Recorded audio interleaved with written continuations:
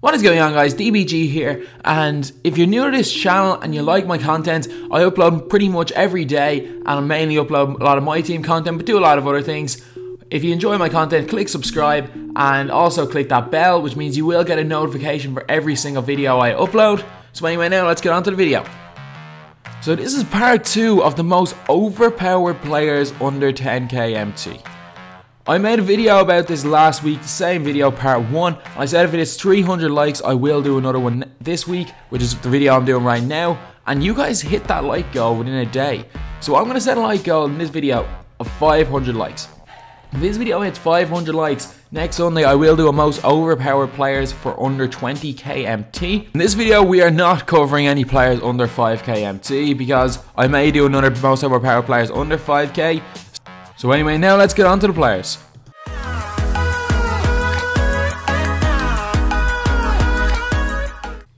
So first up we have got Sapphire Kevin Durant.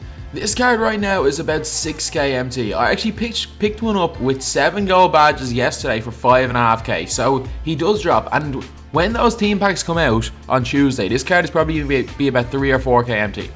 So Kevin Durant is 6'9", even though he's about 6'11" at least. You look at his badges, obviously I got one all badged out with some really nice badges. I think he comes with mid-range Jedi and difficult shots. You look at the stats, 85 driving layup, not too good, but again not too bad. 79 post fadeaway, extremely good. Open shot mid 84, with his release he's going to hit most of them. Open shot 3, 88, which is really good. Not a great passer, not a great rebounder. For some reason only has a 56 block, even though he is leading the Warriors in blocks. 72 on-ball defense, for some reason it feels way higher. 66 driving dunk, again feels so much higher. 80 speed, 84 speed ball, 82 acceleration is good considering he's 6'19". But really, stats wise, Durant is good. Like, very good. But you're thinking, oh, this card's not great. But if you've ever played with any Durant, you know how good his animations are, how good he plays, and how much better he is in games in his stat show. So Durant has 2 hot zones in kind of important places, especially if you're playing him at the 4, because Durant can be played there and probably most effective as a stretch 4. So the pick and pop spot at the top of the key, he can just nail shots from. Durant has a really nice easy release, not too slow, not too fast, and he can just shoot from absolutely anywhere. He's not the easiest person to get green lights with, but it's very rare that you completely miss time of release with Durant. Everything is close to the line and every shot he takes is a good chance going in. His cold zones are in 2 not very important spots, so it's not too bad. And he also has a hot zone around the basket, meaning that he will finish extremely strong, and also that he will be able to dunk on people.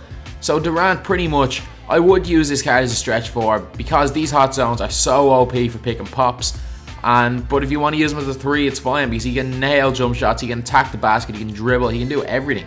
Durant is one of the most versatile players in the game. Could play, realistically, can play 1 through 4, maybe a little bit the 5, but Durant is extremely good. So definitely, if you have 5k MT, I'd pick him up. The Ruby's about 30k MT, the Sapphire's almost as good and costs 25k less. Here's just a couple of game clips showing what Durant can do. Durant can handle the ball extremely well. It actually feels a lot faster than his ratings suggest and just shoots the lights out. Attacking the basket, Durant is extremely good, but mainly this card is a shooter. Shoots really well from 3, shoots really well from mid, but if it's needed to do other things it can. Just an extremely good all-around card.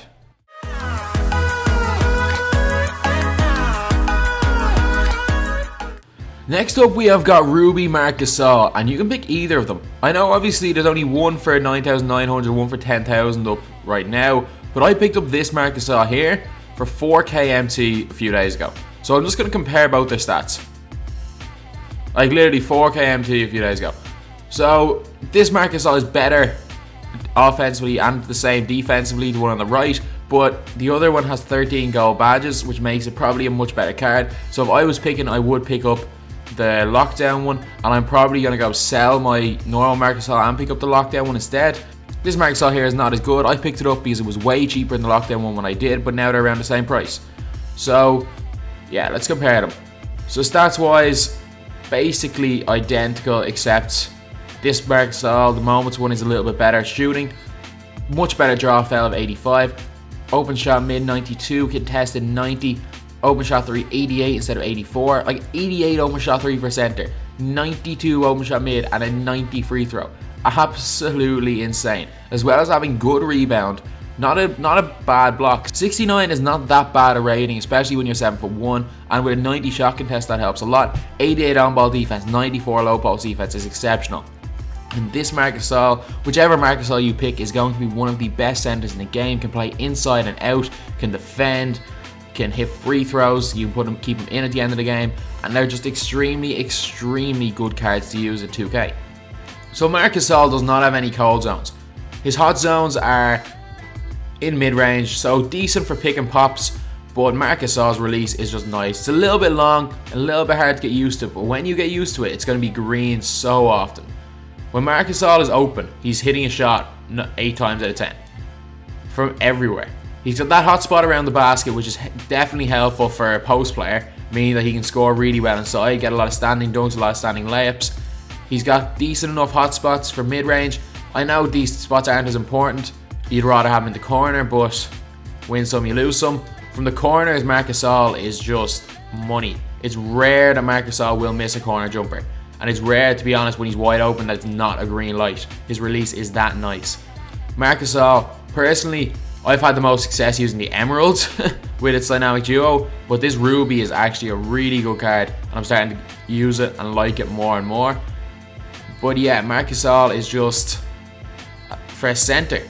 Like, he can score inside, really nice post hook, not decent enough post fade, not the greatest. He can score outside with that really nice 3-point shot. I can do basically everything you want from a center. You can rebound, defend, score inside, outside, shoot. Just unbelievable card. So this is just a few clips in game of Marc Gasol. Basically, he's just going to stand in the corner. He actually, even if you're in 5-out or not, he kind of drifts to the corner. Good finisher and a really good free throw. If he gets fouled, he's going to make it. Inside, he's really good. And he also excels as a pick and popper, one of the best in the game. A great all-around center that you need to try out.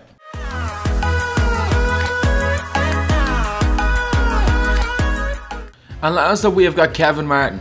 Right now, the cheapest one is 10.5k, but I've seen them up for 8k in the past 2 days. It's probably because this is like, I don't know, 6 o'clock in the morning Eastern time that I'm recording this.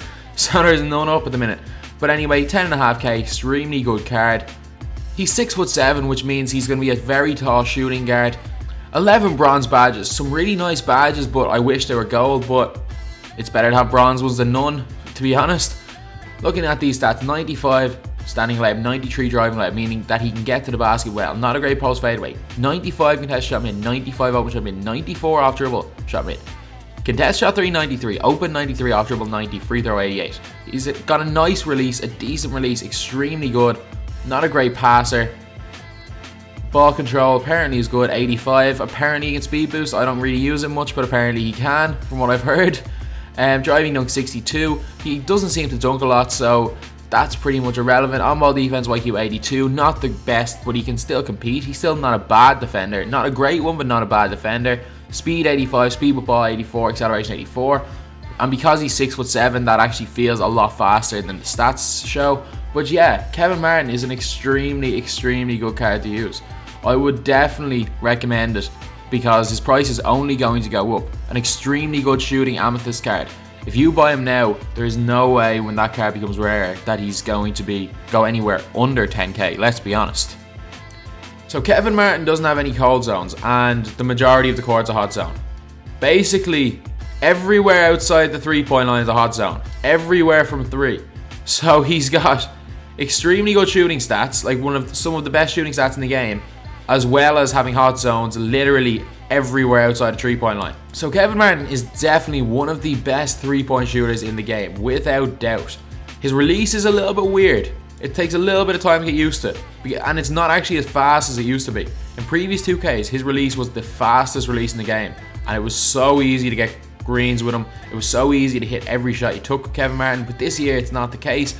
But I don't really think that's a problem. His release is a lot kind of easier to get used to, and it's a lot harder to completely miss time because it's not so quick. I'm not going to show any in-game clips with Kevin Martin because it is going to spoil tomorrow's video, but basically I'll give you a little bit of a hint for what tomorrow's video is going to be. Kevin Martin dropped 50 points on one of my subscribers in 2 quarters. Yep, 50 in 2 quarters. So anyway, that's the video. In my opinion, these are 3 of the most overpowered players under 10k MT. I did another one of these videos. I'll leave a link to that in the description. And I also did the best players under 5k. So yeah, if this video hits 500 likes, I will do a most OP players under 20k next week. And as always, thanks for watching. Please like, comment, and subscribe.